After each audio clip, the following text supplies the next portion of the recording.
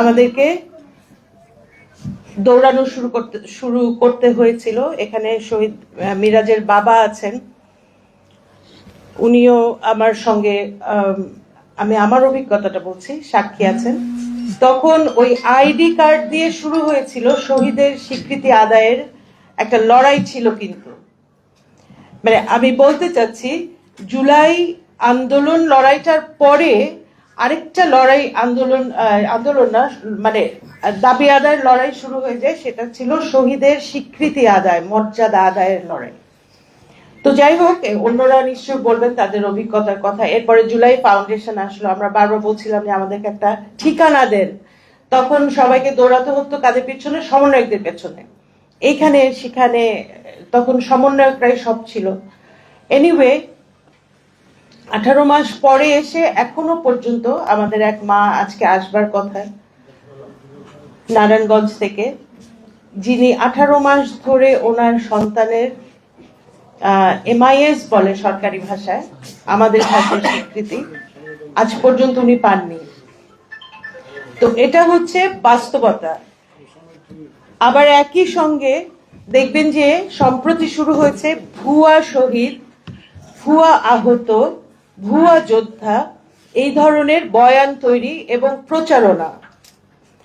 অর্থাৎ আমি বোঝাতে চাচ্ছি, একদিকে আপনি শহীদের স্বীকৃতি মর্যাদাটা 18 মাসে পাচ্ছেন না, একই সঙ্গে যারা পেয়েছেন তার ভেতরে ভুয়া আছে। এই ভুয়া শব্দটিকে হাইলাইট করছে স্বৈরাচার, মানে পতিত ফ্যাসিবাদ স্বৈরাচার যে দালালগুলো রেখে গেছে বাংলাদেশে, সেই দালালরা প্রশ্নবিদ্ধ করছে। শুরু থেকেই মুক্তিযুদ্ধ মন্ত্রণালয় যে আচরণ করেছে শহীদের স্ত্রীদের প্রতি, মায়েদের প্রতি, ভাই বোনদের প্রতি, সেটা ছিল দয়া দাক্ষিণ্যের আচরণ। যে ভাই চলে আসেন এখানে, ওনারা দয়া করছেন এবং সেই দয়া যতটুকু করেন ততটুকু পেয়েই জুলাইয়ের শহীদরা সন্তুষ্ট থাকবেন, এই ধরনের একটা আচরণ তাদের ভেতরে ছিল। এগুলোকেও কিন্তু আমাদের মোকাবেলা করতে হয়েছে। পত্রপত্রিকায় মেইন স্ট্রিমে এই খবরগুলো আসে নাই, আজকে আপনারা শহীদ পরিবার থেকে শুনবেন। আর এই আলাপের আমাদের ফলাফল কি চাই? ফলাফল এটাই চাই, ইন্টারিম সরকার চলে গেছেন। আমরা অনেকেই, মানে এটা আমার ব্যক্তিগত মতামত, আমার কাছে মনে হতো যে ইন্টারিম সরকার আসলে আওয়ামী লীগের বি টিম, আওয়ামী লীগের প্রেতাত্মা ছায়া ওই সরকারের উপদেষ্টা পরিষদে ছিল। তো আলহামদুলিল্লাহ আমরা একটা নির্বাচন পেয়েছি, আমরা জনপ্রতিনিধিকে নির্বাচিত করতে পেরেছি এবং সামনের দিনে এই নির্বাচিত গণতান্ত্রিক প্রক্রিয়ার ভেতর দিয়ে জুলাই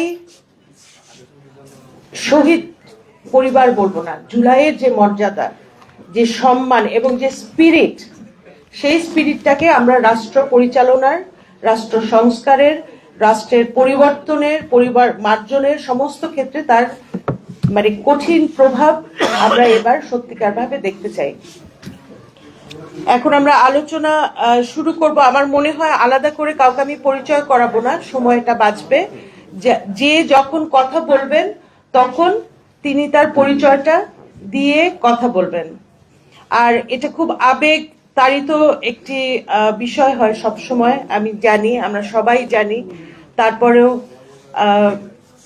মানে শুধু আমি সবসময় বলি, শুধু চোখের পানিটা একটা ভাষা, ঠিক, কিন্তু চোখের পানিটাই অনেক সময় অবিবেচক কর্তৃপক্ষের জন্য যথেষ্ট না।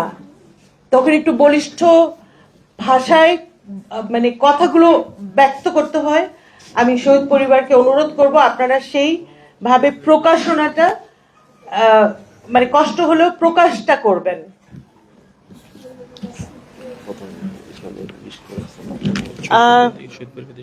আমি কাকে দিয়ে শুরু করব? আপনি বলবেন?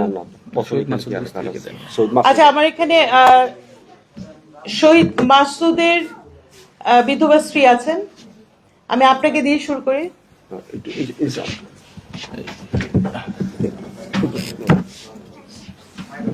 দেলোয়ার ভাই কই? ভাই এখানে আসুন। মাইকগুলো একটু ইয়ে দিও, শহীদ পরিবারগুলোকে শুধু মাইক সাপোর্ট দিও যখন বলবো আর কি। আচ্ছা, না না, না উঠানামা করতে হবে তো ওখান থেকে বলো। অনেক সময় হবে। ওইখানে বসে আমরা একটু মাইক করে দিয়েছি। আপনি একটু ভিতরে চলে যান। ও বুম লাগবে, তাহলে এখানে এসে বলবে। এলে এক জায়গার ভিতরে এখানে এসে একজন করে বলুন, এটা বেটার। আচ্ছা হ্যাঁ ওই কর্নারটা করে দেন, এগুলো ওই কর্নারটা করে দেন। আপনার না মাঝখানে থাকার, এখানে থাকা। মানে একটা চেয়ার খালি একটা চেয়ার থাকে না। আচ্ছা ঠিক আছে আপা, তাহলে একটু ওইখানে যে বসবেন। একটা কিলো হয়। হ্যাঁ, আমরা একটু আসেন এদিকটা আসেন, এদিকটা আসেন। তারেক ওই টেবিলে একটু টান দে তো ভাই। না এটা বাস এটা আসেন ওটা টান দে। পাশে না পাশে বাস না মাঝখানে তখন আসবে। মাঝখানে চলে আসবে। মাঝখানে আসবে ওয়ার্ড লুকিং। হ্যাঁ এদিকটা আসেন। একটু এদিকে আগে। বাস ওই আর চেয়ার নিয়ে আসো না, এটা বল না। এখানে 4 লাখ বাস, ওই চারটা নাও, খালি চেয়ার আছে। তাহলে এটার মধ্যে বসো, এদিকে সরে যাও। এটার মধ্যে বসো। হ্যাঁ এখানে বসো। মিডিয়া কর্মীরা ভাইরা এই চেয়ারগুলো ছেড়ে দেন, আমাদের বোনদের এই বুঝতে দেন। হ্যাঁ রিমা আসছো, সামনে আসো, এখানে আসো। ভাইয়া এই সিটটা ভাই টাকা নেই আমার, বোনগুলো বসো। ওই যে মাউথ পৌঁছায়। চেয়ারটা আপা এই ম্যাকটা একটা দে। এখানে বসো রিমা। খুলে দিই। না ক্যামেরা খোলা তো চেয়ারটা থেকে দে, চাপে না, ভাই আপনি এইখানে একটু বসেন। ভাই একটু ওনাকে একটা জায়গা দিতে হবে বসার। আসো। আসসালামু আলাইকুম। আমি শহীদ মাসুদের ওয়াইফ বলছি। টাকা হইতেছে না তো। আসসালামু আলাইকুম, আমি শহীদ মাসুদের ওয়াইফ বলছি। ওই চারটা বলো। এই অনুষ্ঠান সাধনাপা প্রোগ্রামটা শুরু করছে, ওনাকে ধন্যবাদ জানাচ্ছি। আমার হাজবেন্ড 18 জুলাই যখন যাত্রাবাড়ি আসে, আমি বলতেছি যে তুমি কোথায় যাচ্ছ, উনি আমাকে বলতেছে দেশের জন্য আমি শহীদ হতে যাচ্ছি। হাসতে হাসতে বাসায় আবার ঢুকতেছে জোহরের নামাজ পড়ে। আমি বলতেছি কি তুমি দেশের জন্য শহীদ হওনি? উনি আমাকে বলতেছে সবার ভাগ্যে কি শহীদ আছে, আমার ভাগ্যে হয়তো বা শহীদ নাই, আমি এই কারণে শহীদ হতে পারিনি। 19 জুলাই আমার ছোট ছোট 3টা মাসুম বাচ্চা, ওই যে 2টা বাচ্চা আমি নিয়ে আসছি, ওদের 2 বছরের বড় আমার বড় ছেলে। বড় ছেলের বয়স 12 বছর, মেজো ছেলের 10 বছর, ছোট ছেলের 7 বছর। এই আমার ফ্যামিলি। আমার হাজবেন্ড 19 জুলাই আমার 3 ছেলেরে নিয়ে ইমাম সাহেবের 2য় কাতারে নামাজ পড়ছে। বাসায় এসে লাঞ্চ করছে।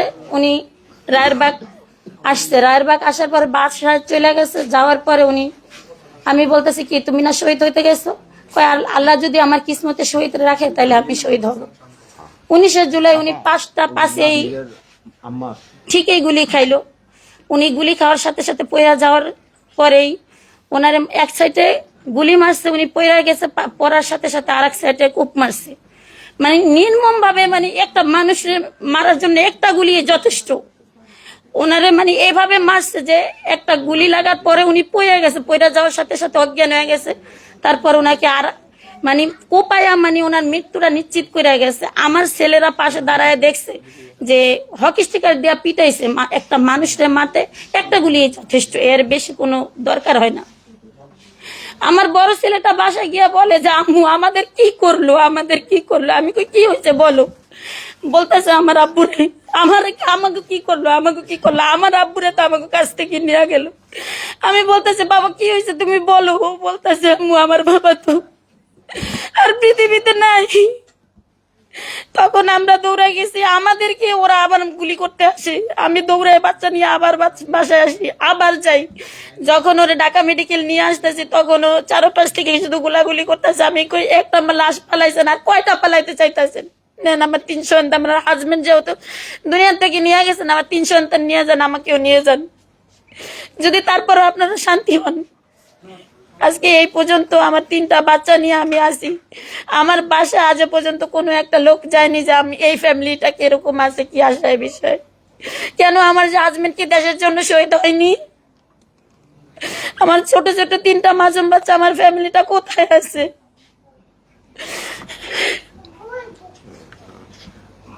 আপনি কোথায় থাকেন? আমার বাসা রায়েরবাগ, মিরাজনগর, বিবল, কদমতলী থানার সাথে আমার বাসা। আমি যখন লাশটা ঢাকা মেডিকেল থেকে নিব, আমি ওই যাই থানায় গিয়ে বলি আমার একটা জিটি দেন, জিটির নাম্বারটা দিলে আমি আমার লাশটা আনতে পারি। আমার হাজবেন্ডের বলতেছে শুট করো, ওকে শুট করো, কেন এখানে থানায় আসছে? আমি বলতেছি আরে শুট যদি করতে হয় তাহলে 3 বাচ্চার সাথে আমাকেও করেন, আমাকে একটা দেন, আপনারা জিটিটা করে নাম্বারটা দেন, আমি লাশটা একটু ঢাকা মেডিকেল থেকে আনি। ওনারা দেয়নি। পরে আমি রবনা শাখায় আমার ভাসুরে জিটি কইরা তারপর আমি লাশটা ঢাকা মেডিকেল থেকে বের কইরা নিই। অনেক ভুক্তভোগী হয়েছে। আমার হাজবেন্ডের লাশটা যখন মাউতেল কবরস্থান দাফন করতে যায় তখনও আসতে পারে না, তখনও পুলিশে পুরা গাড়িটারে আটকায় ফেলাইছে, বলতেছে আমরা লাশ কবর দিয়ে আসতেছি, আমাদেরকে একটু হেল্প করেন, আপনারা একটু হেল্প করেন।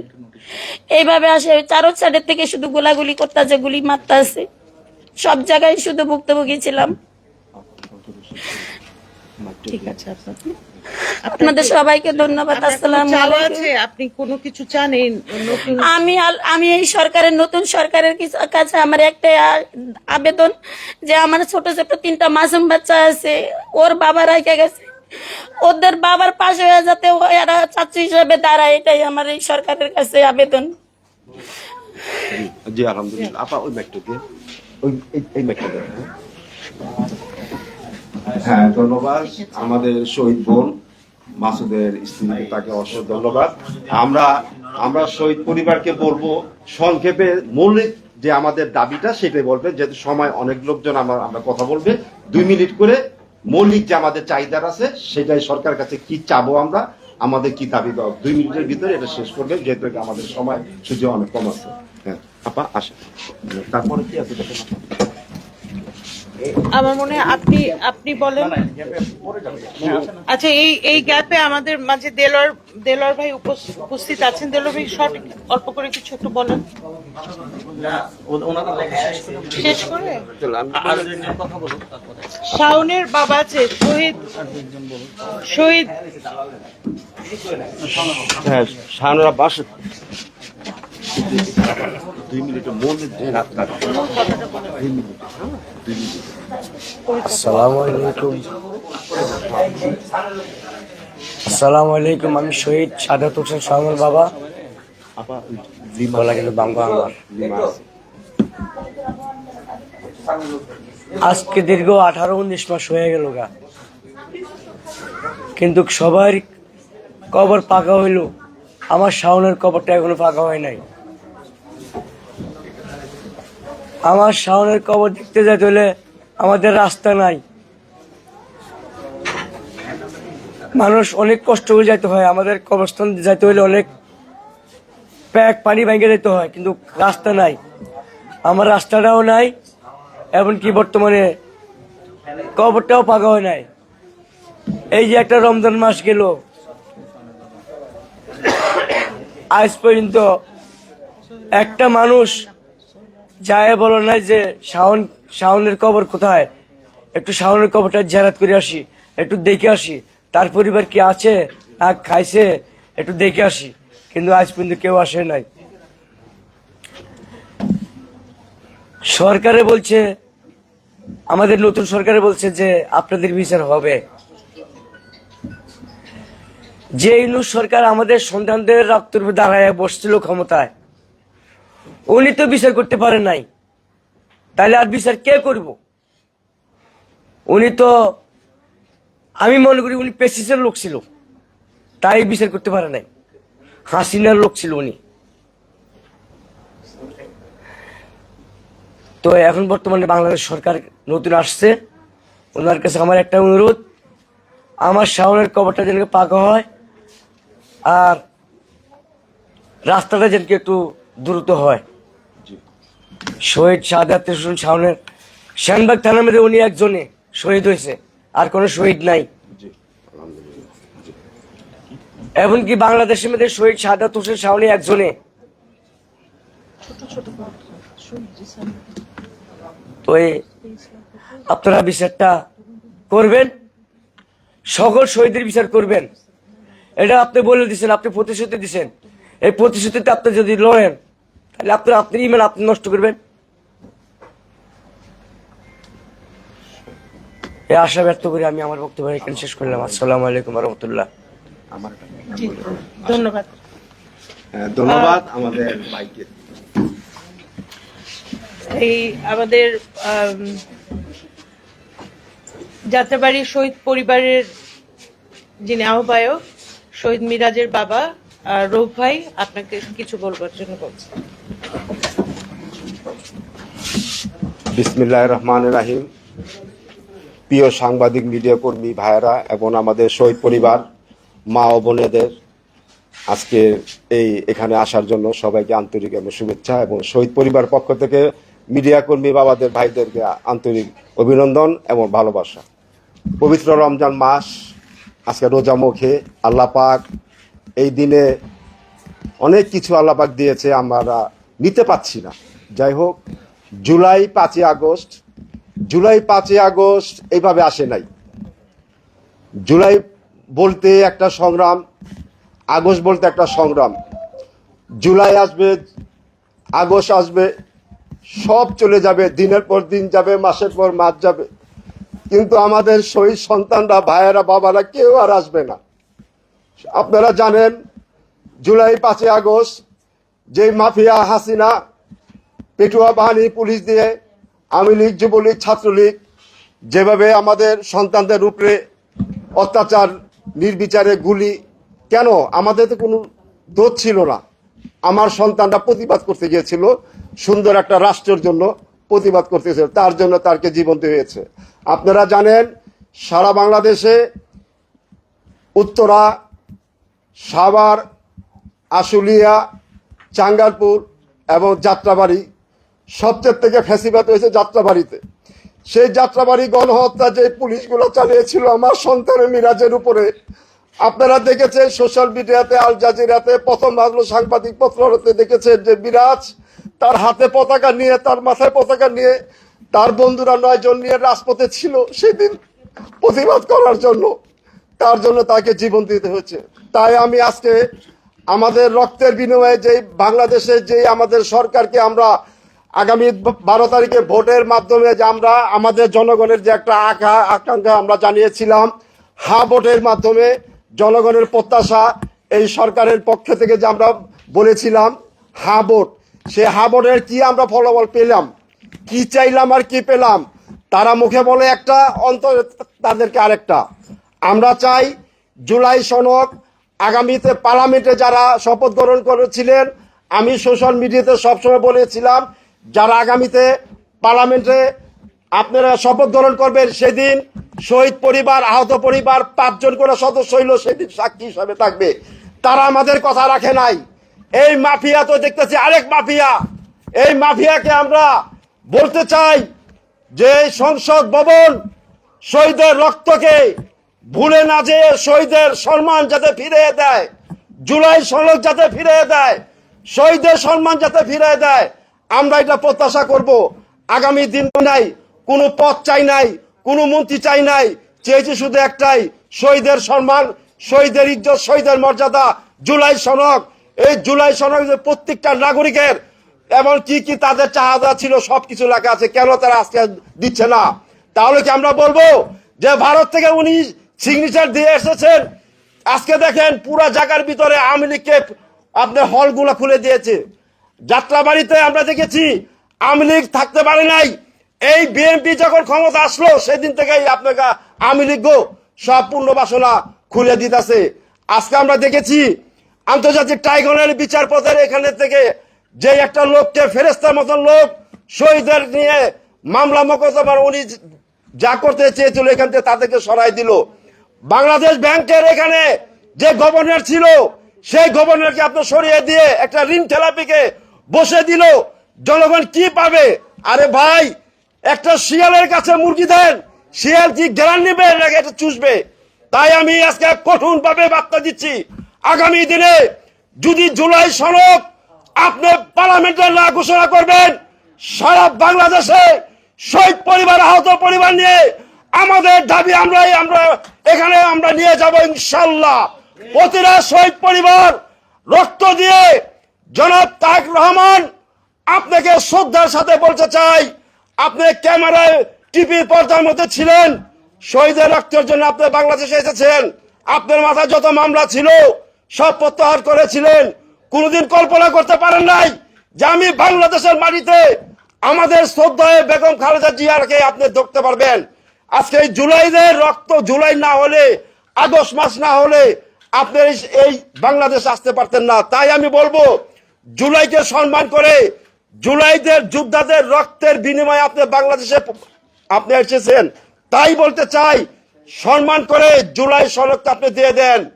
এই বলে আমার সংক্ষেপ বক্তব্য শেষ করছি। আসসালামু আলাইকুম রহমতুল্লাহ।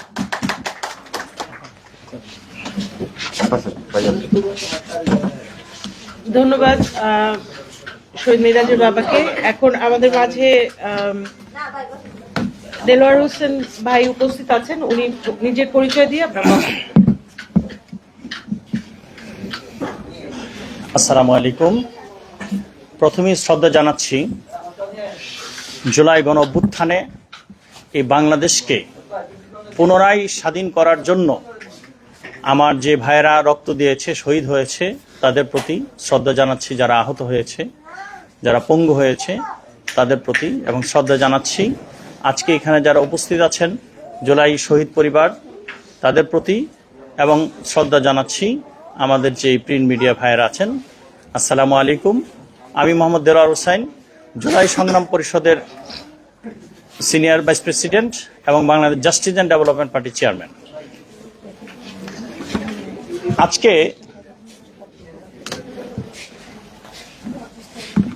কিছু কথা বলতে আসলে ভাষা হারিয়ে ফেলছি। আমরা ফেসবুকে প্রায়ই দেখি যে ডিম পারে হাসে, খায় বাগদাসে। এই জুলাই অভ্যুত্থানে যারা জীবন দিল, যারা প্রাণ দিল, যাদের হাত চলে গেল, পা চলে গেল, চোখ চলে গেল এবং তারা জীবনের জন্য পঙ্গু হয়ে গেল, কেউ সারা জীবনটাই এটার মধ্যে বিলি করে দিল, তাদের কোনো খবর নাই। আর এই জুলাই চেতনা আর এই জুলাইয়ের বাণিজ্য নিয়ে রাজনৈতিক দল গঠন হলো, এখনো তারা জুলাই চেতনা নিয়ে ব্যস্ত আছে। সবাই এই জুলাই চেতনার বিক্রি নিয়ে ব্যস্ত আছে। আপনি দেখেন আজকে এখানে যারা শহীদ পরিবার যারা উপস্থিত হয়েছে, যাত্রাবাড়ি শহীদ পরিবার, যাত্রাবাড়ি মানে ঢাকা। আর জুলাই অভ্যুত্থানে কিন্তু শুধু যে ঢাকার লোকজন শহীদ হয়েছে বিষয়টা কিন্তু তা না। এটা কিন্তু সারা বাংলাদেশের, মানে এমন কোনো এরিয়া নাই যেখানে জুলাই আন্দোলন হয় নাই, এমন কোনো এরিয়া নাই, প্রত্যন্ত অঞ্চল নাই যেখানে মানুষ আহত হয় নাই এবং শহীদ হয় নাই। কতজন শহীদের, এই যে শহীদের রক্তের উপর ভিত্তি করে এই বিগত সরকার প্রতিষ্ঠিত হয়েছে, শহীদের রক্তের উপর ভিত্তি করে আমি নাম বলতে বাধ্য হয়েছি যে এনসিপি প্রতিষ্ঠিত হয়েছে আজকে। যে এনসিপি জুলাইয়ের চেতনা, মানে বিগত, মানে আমাকে এটা বলতে বাধ্য হচ্ছে, আমি কিন্তু এনসিপির বিরোধিতা করা আমার উদ্দেশ্য না। উদ্দেশ্য হচ্ছে যে আপনি যখন কোনো কিছু নিয়ে বাণিজ্য করবেন, স্বাভাবিকভাবে আপনার ব্যাপারে কথা আসবে, এটা কমন বিষয়। ৮ আসনের নির্বাচনের সময় আমাদের পাটোয়ারি সাহেবকে দেখছি একটা ছেলেকে আইনা মোবাইলে দেখাচ্ছে, যে ছেলেটা আপনাদের মনে আছে কিনা, যে বিশাল আন্দোলন চলতেছে, একটা টিনের সামনে নিয়ে সে মানে যুদ্ধে ছিল, তো তাকে দেখাইয়া মানে মোবাইলে দেখাচ্ছে, এই দেখেন আমার এই যোদ্ধা ভাই, সে একাই বিশাল কিছু করছে। তো সে আবার বলতেছিল যে ভাই এতদিন তো আমার চিনেন নাই। তো প্রশ্ন হচ্ছে 18 মাস সে যে জুলাই যুদ্ধ ছিল, 18 মাস সে যে বিশাল একটা পুলিশ বাহিনী, তারপরে ছাত্রলীগ, যুবলীগ, পুলিশ লীগ, আরো যত লীগ আছে সবের বিরুদ্ধে একা যুদ্ধ করছে, হাজার হাজার ছেলেদের সামনে, সেই একমাত্র সামনে ছিল একটা টিন সামনে নিয়ে। এইটা 18 মাস তাকে মানে খোঁজার মতো সুযোগ হয় নাই। আপনারা নিজেরা দেখছেন যে আমাদের যে পঙ্গু হাসপাতাল, যেটা নিটুরে যারা আহত ছিল, এই আহতরা একটা পর্যায়ে আন্দোলন শুরু করছে এবং আন্দোলনে সকল উপদেষ্টারা ওখানে যেতে বাধ্য হয়েছে। তো ঢাকা শহরের ভিতরে যদি জুলাই যোদ্ধারা তারা তাদের অধিকার না পায়, তারা তাদের চিকিৎসা না পায়, তারা তাদের পুনর্বাসন না পায়, তাহলে সারা বাংলাদেশে যারা আনাচে কোনাচে আছে তাদের পরিস্থিতি কি, তাদের অবস্থা কি? কতজন রিক্সাওয়ালা জুলাই প্রাণ দিয়েছে, ওই রিক্সাওয়ালাদের কয়জনের খবর আপনারা নিছেন? আপনারা জুলাইয়ের বিজনেস করতে করতে, ব্যবসা করতে করতে মানে এর আগে মন্ত্রী ছিলেন, এখন এমপি হয়েছেন, আবার ওই দিন দেখলাম যে সংসদের মধ্যে আপনারা খুব চিল্লাফাল্লা কইরা অনেক কিছু করছেন। আমার জামাতের বিপক্ষে কিছু বলার অভিপ্রায় নাই, এনসিপির বিরুদ্ধে কিছু বলার অভিপ্রায় নাই। যারাই জুলাইয়ের বিরুদ্ধে থাকবে, জুলাইয়ের চেতনাকে, জুলাইয়ের চিন্তার বাইরে থাকবে, খালি চেতনা বাণিজ্য করবে, তার বিরুদ্ধেই আমি কথা বলবো, কোনো সন্দেহ নাই। আপনারা দেখেন যে যখন এই বর্তমান রাষ্ট্রপতিকে অপসারণের জন্য সারা দেশের লোকজন গিয়ে ওই জায়গাতে আন্দোলন করতেছিল, তখন ওই জায়গায় হাসনাত আব্দুল্লাহ এবং সার্জিদ আলমকে উপস্থিত, এবং তাদের উপদেষ্টারা তখন 3 জন উপদেষ্টাই বহাল তবিয়তে আছেন। তারা কিন্তু তখন এই আন্দোলনকারীদেরকে তখন ওই জায়গা থেকে সরাই নিয়ে আসছে। তো তাকে যখন অপসারণ করতে যায়, তখন আপনারা ওই আন্দোলনে বাধা দিচ্ছেন, তার জায়গাতে আপনারা ইয়ে করছেন, কি যেন শপথ নিছেন, মানে জুলাই অভ্যুত্থানের পরেও শপথ নিছেন, এমপি হয়েও শপথ নিছেন, আবার সে যখন ভাষণ দেয় ওই জায়গাতে আবার আপনাদের জন্য সমস্যা। এক্সেন্সে তো এটা আমাদের বিজয়, তার ভাষণটা, কারণ সে আওয়ামী লীগের রাষ্ট্রপতি হওয়া সত্ত্বেও আওয়ামী লীগের সে ফ্যাসিস্ট বলছে, আওয়ামী লীগের রাষ্ট্রপতি হওয়া সত্ত্বেও আওয়ামী লীগের দুর্নীতিবাদ বলছে, অর্থাৎ সত্য কথাটা তার মুখ দিয়ে আসছে। এটা তো আমাদের একটা বড় বিজয়, কোনো সন্দেহ নাই। আমার এখানে মুখ্য আলোচনা বিষয় হচ্ছে জুলাই নিয়ে ব্যবসা করতেছেন, চেতনার বাণিজ্য করতেছেন। এর আগে আওয়ামী লীগ মুক্তিযুদ্ধের চেতনার বাণিজ্য করছে। আমরা কখনো 71-কেও ভুলবো না এবং জুলাইকেও ভুলবো না, এবং 71-এর সাথে জুলাইকে কন্ট্রাডিকশনও আমরা করব না, কারণ 71 জুলাই জুলাই। কারণ ওই সময়ও একটা হানাদার বাহিনীর বিরুদ্ধে এই রাষ্ট্রকে মুক্ত করার জন্য মানুষ প্রাণ দিছে। এখনো আরেক ফ্যাসিস্ট এবং একজন বলতে গেলে একটা দৈত্যের বিরুদ্ধে, আপনি দেখেন 71 মুক্তিযুদ্ধের সময় প্রত্যেকের হাতে, আমাদের মুক্তিযুদ্ধের হাতে অস্ত্র ছিল। ভারত তাকে সহযোগিতা করছে অস্ত্র দিয়া, টেকনোলজি দিয়া, বা রাশিয়া সহযোগিতা করছে। কিন্তু জুলাই আন্দোলনের সময় আমাদের যোদ্ধাদের হাতে কিচ্ছু ছিল না, কোনো অস্ত্র ছিল না। এখন যারা বিভিন্ন ট্রল করছে, এটা হলো আসলে মিডিয়া ট্রায়াল বা এআই ট্রায়াল, কিন্তু অস্ত্র ছিল না। অস্ত্র ছাড়া শুধু বুকের রক্ত দিয়ে, অনলি বুকের রক্ত দিয়ে এই জুলাই যুদ্ধ এবং 5 আগস্ট জয় করা হয়েছে। সুতরাং এইটার অবদান কোনো অংশে কম নয়। আমরা চাই আমাদের যারা জুলাই যুদ্ধ আছে, যাদের হাত হারাইছে, পা হারাইছে, বা জীবনের জন্য অন্ধ হয়ে গেছে, এবং যেসব পরিবারে যারা শহীদ হয়েছে, এই যে আমার বোন একটু আগে বলে গেল যে তার 3টা সন্তান, তার স্বামী নাই আজকে 19 মাস বা প্রায় 20 মাসের মতো, হ্যাঁ, তাদের একটা কর্মসংস্থানের ব্যবস্থা বাধ্যতামূলক করতে হবে, তাদের পুনর্বাসনের ব্যবস্থা করতে হবে। এটাই আমাদের একমাত্র দাবি। আপনি জুলাই সনদ কদ্দুর বাস্তবায়ন করবেন কি করবেন না, বা এর আগে আপনারা এই সংস্কার কমিশন এতদিন কি নাটক করছেন, কতটুকু সংস্কার করছেন, এটা দেশের মানুষ দেখছে, জনগণ দেখছে। হ্যাঁ, ওখানে কি আসলে সংস্কার নিয়ে আলোচনা করছেন, না আপনারা প্রত্যেকে যার যার দলের মানে ব্যক্তিগত স্বার্থ বা দলের স্বার্থ নিয়ে আলোচনা করছেন, এটা জনগণ দেখছে। তো সুতরাং আপনাদের এই রাজনীতির ফাঁকে আমরা পড়তে চাই না। আমরা চাই যাদের রক্তের বিনিময়ে আজকে এই বাংলাদেশটা আবার পুনরায় একটা সুষ্ঠু সুন্দর গণতান্ত্রিক রাষ্ট্র প্রতিষ্ঠিত হয়েছে বা হওয়ার শাসন হয়, তাদের কর্মসংস্থানের ব্যবস্থা হয়, এবং যারা শহীদ হয়েছে শহীদ পরিবারগুলি যেন আবার পুনর্বাসনের ব্যবস্থা হয়। আপনাদের একটা